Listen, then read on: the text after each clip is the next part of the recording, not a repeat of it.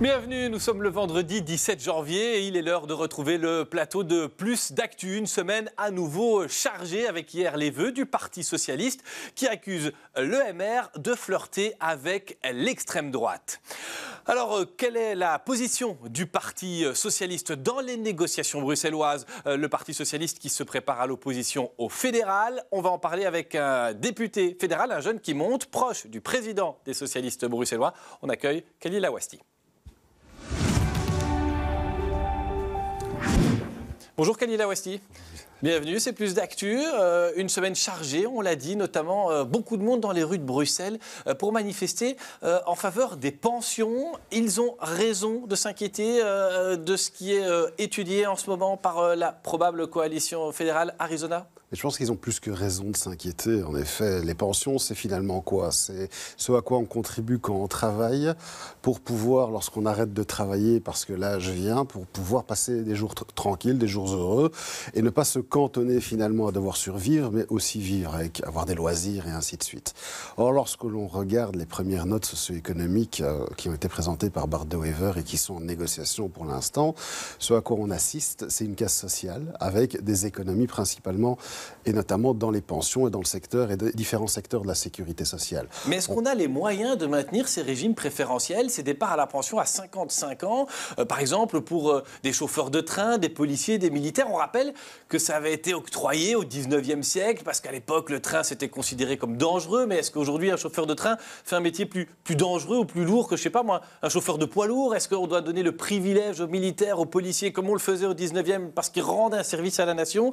Et est-ce qu'on va juger que ces fonctions-là sont plus importantes, je ne sais pas moi, qu'un assistant social dans un PMS dans une école? Je vais vous demander, est-ce qu'il est plus important finalement de rompre avec un système de sécurité sociale dans lequel des gens se sont inscrits au début de leur carrière et où il y avait un contrat moral entre l'État et ces personnes, ou de taxer et d'essayer de prélever là où c'est juste? On l'a entendu encore récemment, 6,4 milliards de dividendes distribués cette année. La fraude fiscale est estimée entre 20 et 50 milliards d'euros par an ici sur le territoire belge. Je pense qu'il y a des ressources, il y a des recettes et il y a des revenus potentiels. Et donc avant de devoir finalement revenir sur des acquis, voire des conquis sociaux, il convient peut-être d'assurer la justice fiscale et la justice sociale. Et vous n'avez pas réussi à le faire suffisamment quand vous étiez encore au gouvernement, et notamment avec la charge des pensions dans l'équipe faisant fonction en ce moment? Si, je pense que Karine Lallieu l'a même très bien fait. On avait un engagement sur la pension minimale, elle a été augmentée et même au-delà finalement des engagements qui avaient été tenus. On a veillé dans le cadre de cette pension minimale à faire en sorte que celles et ceux, et surtout celles, puisque ce sont les femmes qui doivent parfois arrêter, prendre des mi-temps pour diverses raisons, notamment s'occuper de charges de famille, même si ce n'est pas normal que cette charge aujourd'hui socialement ne soit pas plus équilibrée, mais c'est un fait, c'est un constat, pour leur permettre que ces moments-là soient comptabilisés dans les années finalement de cotisation et qu'elles puissent bénéficier de ces pensions. Or, qu'est-ce que l'on voit avec la note? Qu'est-ce que l'on voit avec ce qui est prévu? C'est que c'est principalement les femmes qui vont à nouveau finalement souffrir des coupes dans le système des pensions, que la pension minimale qui était garantie ne le sera vraisemblablement plus, que celle et ceux qui vont perdre, c'est pour à peu près 80% des femmes à nouveau. Et donc, il y a effectivement une injustice de la société qu'on a essayé de corriger par la loi pour assurer à toutes celles qui ont travaillé et qui ont dû travailler par ailleurs que simplement le travail qui leur permet de cotiser, de pouvoir bénéficier d'une pension digne et suffisante que pour vivre. Et demain, ce sont encore elles qui devront payer le prix. Comment vous qualifiez-vous, député fédéral socialiste, ce projet? C'est un projet de droite conservatrice, de droite libérale, ultralibérale? Quel mot vous utiliseriez-vous? Il y a un projet néolibéral, on le voit depuis des décennies, et ici on a deux partis qui étaient déjà à la manœuvre entre 2014 et 2019, l'EMR et la NVA, qui s'en amourachent à nouveau une fois avec désormais le CDNV, les engagés, il ne faut pas l'oublier. Et Voreut, vous dites quoi à vos camarades de Voreut? C'est votre parti frère sur les socialistes du Nord. Ce que l'on constate, c'est que Voreut essaye de prendre ses responsabilités en allant au gouvernement, et c'est Voreut qui, pour l'instant, essaye de tenir les digues. On critique Voreut, et c'est assez paradoxal, on critique Voreut d'avoir un programme, d'essayer d'amender la note socio-économique pour que cette note socio-économique soit la plus juste possible et à travers cela de ralentir les négociations. Ceux qui doivent être critiqués à mon sens, c'est ceux qui essayent de les accélérer pour ne pas toucher aux privilèges, Ne pas toucher finalement aux réserves de toute une série de personnes, mais toucher à la classe moyenne, à celles et ceux qui travaillent et à celles et ceux qui aujourd'hui déjà ont le plus difficile à vivre. Alors, dans les vœux du Parti Socialiste, hier, à ces militants, c'est votre président national, Paul Magnette, qui a pris la parole et il a accusé le MR de flirter avec l'extrême droite. Vous avez des exemples concrets? On a parlé d'adhésion, mais en province de Liège, à Bruxelles, vous trouvez qu'on est aussi dans cette frange-là il faut être clair, lorsque l'on accepte l'adhésion de 3 anciens membres de l'extrême droite et ce ne sont pas des repentis de longue date. Ils étaient tête de liste au parti chez nous qui, pour rappel, a organisé des conférences pendant la campagne précédente, le 9 juin 2024, où ils ont invité Jordan Bardella, ils ont invité Geert Wilders, ils avaient invité Marine Le Pen et ainsi Tom van Grieken, donc que des représentants de l'extrême droite la plus dure finalement d'Europe. Donc, d'un seul coup, faire adhérer ces personnes à un parti qui se dit libéral, on l'a vu, la fille de Jean Gaulle elle-même s'est fendue finalement d'un texte sur les réseaux sociaux pour demander à ce que l'on arrête. On arrête de convoquer finalement le nom de son père, alors même que ce parti qui se veut libéral flirte avec l'extrême droite, à l'instar de ce que font d'autres partis en Europe.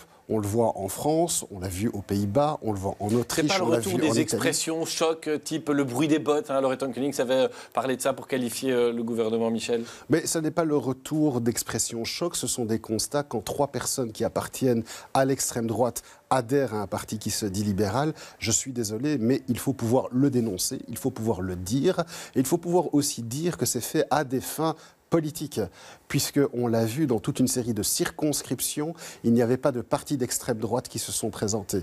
Et le mouvement réformateur a profité de l'absence de ces partis d'extrême droite en durcissant son discours pour aller rechercher cet électorat-là. Il est dans la continuité finalement de cela, et ça, c'est plus que problématique. Alors, pour l'instant, ça négocie. Vous pensez que ça va aboutir, ou bien on mise encore au Parti Socialiste sur un échec, un retrait de Vorreut, une démission dans la foulée de Bardot-Wever de sa mission de formateur? Dites-moi, est-ce que vous y croyez? Vous le voyez atterrir d'ici 2 semaines? C'est le délai qu'on évoque. Oui, moi je ne suis pas Madame Irma, mais je pense qu'ils vont malheureusement atterrir. Je pense qu'ils sont beaucoup trop loin. Chacun se tient dans cette négociation et plus personne aujourd'hui n'osera débrancher la prise. C'est triste, mais plus personne n'osera débrancher la prise. Donc le gouvernement vraisemblablement dirigé par Bardot-Wever adviendra. On attend de voir jusqu'où le catalogue des horreurs ira. Il n'y a pas de majorité suffisamment large pour aller vers une grande réforme de l'État, le cas échéant. D'ailleurs, les questions communautaires ont été un petit peu abordées, mais on va revenir sur le socio-économique. Là-dessus, vous êtes quand même un peu rassuré, si on peut dire? Non, pas du tout. Au contraire, en fait, on voit intelligemment que Bardot-Wever a attendu la fin de la séquence de négociation pour mettre sur la table une note communautaire, comme il le dit. Et pourquoi il a fait ça? Pour pouvoir tenir tous les partis en leur disant « vous avez négocié tellement loin tout le reste que maintenant, ce n'est pas finalement sur ce volet communautaire que vous allez débrancher la prise ». Moi, ce à quoi j'en appelle, c'est aux partis francophones de leur dire « il faut tenir ». Et il faut tenir les digues et les barricades. Et principalement, je vais parler de Bruxelles en pensant à Bruxelles. Parce qu'il faut se rendre compte qu'aujourd'hui, il n'y a pas un négociateur autour de la table au fédéral qui est bruxellois.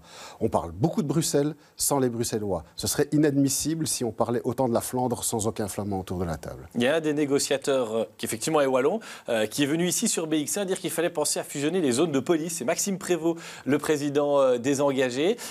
Vous lui répondez quoi? Vous avez été élu local. On pourrait avoir une zone de police commune. Vous avez été élu échevin à Kuckelberg. Avec d'autres communes, d'autres zones autour, pour en avoir qu'une seule au lieu de 6? Je pense que la réponse la plus claire qui lui a été adressée par les 4 bourgmestres engagés ce matin, par voie de communiqué de presse, qui ont dit que c'était une hérésie que de vouloir fusionner les zones de police. Je pense qu'on a besoin de proximité. La critique principale que l'on fait finalement à la réforme des polices et à la loi de 98, c'est la perte de proximité, la nécessité de retrouver des agents de quartier, des commissariats locaux. Aujourd'hui, dans toute une série de politiques et même de suivi. Je pense par exemple en suivi terrorisme, là où on a créé les CESIL, ces fameuses cellules de sécurité intégrale, c'est au niveau des zones de police, parce que c'est au niveau des zones de police qu'on connaît le mieux son territoire, qu'on connaît le mieux la population et qu'on sait le mieux suivre finalement toute une série de personnes. On aurait pu le faire au niveau du ministère de l'Intérieur, ça n'a pas été le choix qui a été fait. Donc je pense que ce besoin de proximité est essentiel, parce que c'est qu'il ne faut pas oublier. Il n'y a pas quand même aussi un attachement très fort des bourgmestres à leur zone, parce qu'on le sait aussi que tous ces élus locaux qui sont là, qui sont très très connus, très populaires dans leur commune, qui vont serrer les pinces à chaque occasion, à chaque fête d'école ou autre, finalement ça constitue leur fief. Et on voit aussi très bien que dès qu'on veut toucher à cette organisation-là, ça déplaît aux intéressés. Non, je pense que ce n'est vraiment pas ça le prisme par lequel il faut le voir. Je pense que le problème, c'est que le prisme par lequel on voit la police, c'est essentiellement l'intervention. Or, l'intervention représente une part résiduelle. Oui, mais c'est les politiques qu'on entend critiquer les fusions. J'entends bien, mais le problème, c'est que l'on ne voit la police qu'à travers l'intervention. Lorsque l'on est bourgmestre et lorsque l'on est bourgmestre chargé de l'ordre public et de la sécurité publique, la priorité va à la prévention. Or, les polices et la police locale mènent un travail de prévention qui est immense. Il est impossible de mener ce travail de prévention à un niveau qui est central et qui est macro. Et donc, pour pouvoir mener ce travail de terrain, ce travail de prévention qui évite justement toute une série de problèmes à régler par ailleurs, il faut pouvoir disposer d'une police locale qui est staffée et qui est financée. Le véritable problème aujourd'hui à Bruxelles, c'est que les normes ne sont pas respectées, que les zones de police bruxelloises sont sous-financées et qu'elles sont sous-financées depuis bien trop longtemps. Et là, on revient à une compétence fédérale. Vous siégez en commission justice du fédéral. Vous avez été dans la majorité. Jusqu'à nouvel ordre, vous y êtes encore d'ailleurs, hein, pour le temps qu'on forme un gouvernement. Qu'est-ce qui n'a pas fonctionné? Où est-ce que ça a bloqué pour ces policiers dont on a besoin à Bruxelles? Il y a un blocage communautaire. Donc la norme KUL, qui est la fameuse norme qui redéfinit et qui définit les financements dans les zones de police. Et on n'a jamais réussi à forcer ça comme francophone? Non, il y a un blocage communautaire au niveau fédéral de revoir cette norme KUL. Et la révision de cette norme KUL doit permettre justement de redonner du souffle aux zones de police bruxelloises. Mais je le dis et je le redis, on ne voit et on ne parle de fusion de zones de police que quand il y a des troubles et donc on ne le voit qu'à travers l'intervention. N'oublions pas la mission essentielle, quotidienne de notre police de proximité, qui est la mission locale et qui est la mission de prévention. Et ça, on ne la résoudra pas et on ne le fera pas au niveau macro. Alors, Khalil Awassi, c'est le jeu de plus actu. Il y a des questions du public. Certaines, on va y venir dans quelques minutes, concernent les compétences fédérales. Vous êtes député fédéral, mais il y en a aussi beaucoup qui concernent la formation du gouvernement bruxellois, auquel le PS est convié, mais auquel il refuse de venir depuis quelque temps. Alors, je vous propose de les lire. La première, c'est Patricia qui la pose. Elle nous dit pourquoi le PS ne prend pas ses responsabilités, c'est son mot, pour former un gouvernement. Et puis derrière elle, Raphaël, lui, va plus loin et dit devons-nous traînailler avec les Flamands? Et pourquoi un veto sur la NVA? C'est ça qui donne l'image, finalement, aujourd'hui, au PS du parti qui bloque. On l'assume, on est le parti qui bloque la formation du gouvernement bruxellois. Mais moi, j'ai envie de répondre à Patricia, à Raphaël et à vous-même qu'on ne bloque absolument rien du tout. On s'est rendu à toutes les réunions plénières ou bilatérales auxquelles on a été invité. Toutes. Le problème, et je vous invite à essayer de les compter, depuis le 13 octobre, il n'y en a pas eu énormément. Le ministère ne vous invite plus? Il l'a invité. Je pense que les deux dernières bilatérales ont eu lieu, une fin décembre et une hier. Comme ça, vous avez un scoop peut-être. Mais à part ces deux invitations sur 1 mois et demi de temps, il n'y a effectivement plus d'invitations. Donc hier, ils sont vus, ils se sont dit quoi? La position du PS, et je vais y venir, la position du PS quant à la NVA était claire dès mi-novembre. Entre mi-novembre et le 23 décembre, donc il s'est écoulé plus d'un mois, il n'y a pas eu de réunion, il y a eu une seule réunion plénière et puis une convocation suite à la grande conférence de presse du mouvement réformateur. Donc nous ne bloquons absolument rien. Nous, ce que nous disons, c'est que nous avons un programme, qu'aujourd'hui la NVA est dangereuse et qu'avoir la NVA avec ses visées communautaires et ses visées voraces sur Bruxelles au niveau du fédéral, avec une ministre qui est dans le gouvernement flamand et qui est compétente pour Bruxelles et qui peut s'inviter en collège de la COCOM et donc avoir une vision sur des dossiers qui sont importants et dans le gouvernement bruxellois, lui permet en fait d'avoir le pouvoir de veto et de bloquer toute une série de choses au niveau bruxellois, ce que nous ne souhaitons pas. Indépendamment... Mais elle est de toute façon, Sylvie Van Achter, c'est elle que vous pensez, ministre NVA des Affaires bruxelloises, elle est ministre au gouvernement flamand. Et donc ça, on n'a pas de prise dessus, nous, comme bruxellois. On n'a pas de prise dessus, mais on a encore une prise de savoir comment on compose le gouvernement bruxellois. C'est ça qui a bloqué les choses et crispé le PS. Non, ce sont les partis néerlandophones qui ont... Vous avez dit... fait acte de préemption sur certaines fonctions. Elke van den Brand qui dit « moi je voudrais bien garder la mobilité », les libéraux qui disent « nous on voudrait les finances ». Mais aujourd'hui, il faut d'abord respecter les institutions. Il y a une loi spéciale de 1989 qui définit la manière dont un gouvernement est constitué. Pour constituer un gouvernement, il faut une majorité parlementaire. Pas une majorité francophone, pas une majorité flamande, il faut une majorité parlementaire. C'est la loi, ce sont les institutions. Il faut faire le constat démocratique qu'il n'y a pas de majorité parlementaire aujourd'hui pour que la NVL vienne au gouvernement bruxellois. Alors la question à savoir, c'est de savoir est-ce qu'on accepte un coup de force ou pas. Jusqu'à présent, nous avons dit non, et ça sera non. Est-ce qu'on pourrait faire preuve de... Est-ce qu'on va devoir faire preuve de créativité? On évoquait un remplacement par les francophones des ministres francophones pour on va dire, cloper avec la majorité nouvelle qui se dessine, le MR, le PS et les engagés, et puis on laisserait les néerlandophones s'organiser de leur côté. Est-ce que ça, c'est une solution à laquelle on réfléchit quand même pour à un moment donné avancer vers un morceau de gouvernement renouvelé? Mais toutes les pistes sont sur la table depuis des mois maintenant. Ce n'est pas nous qui bloquons, au contraire, on en a mis toute une série sur la table pour essayer d'avancer. Ce que nous avons toujours dit, c'est qu'il y a une majorité du côté francophone, qu'il y a des partis frères du côté néerlandophone, il y a un parti arrivé premier, c'est Groen, du côté néerlandophone, et que si on combine finalement ces deux côtés et tout l'ensemble de ces partis, ça nous permet d'avoir une majorité parlementaire et une majorité dans chaque groupe linguistique.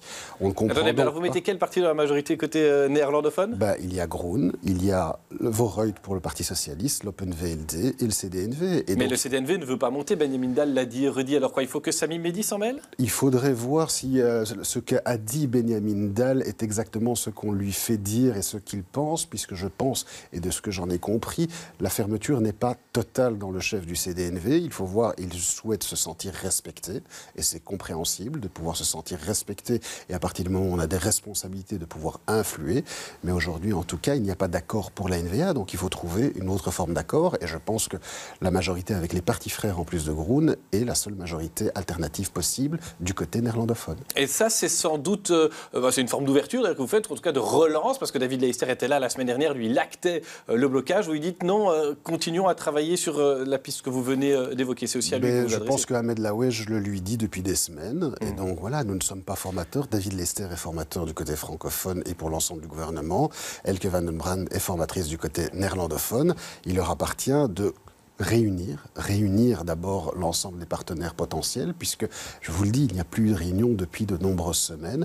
Faire à tout le moins des bilatérales si on estime que c'est plus facile d'avancer comme cela, mais de remettre en tout cas le processus en marche. Je ne comprends pas finalement le deux poids deux mesures où, au niveau fédéral, dès qu'ils ne se réunissent pas pendant une demi-journée, parce que l'un doit faire les vœux, tout le monde, et il y a 3 articles qui l'indiquent, et que chez nous, il n'y a pas de réunion pendant des semaines, et personne ne s'en mêle. Une pierre quand même dans le jardin de David Leister, là.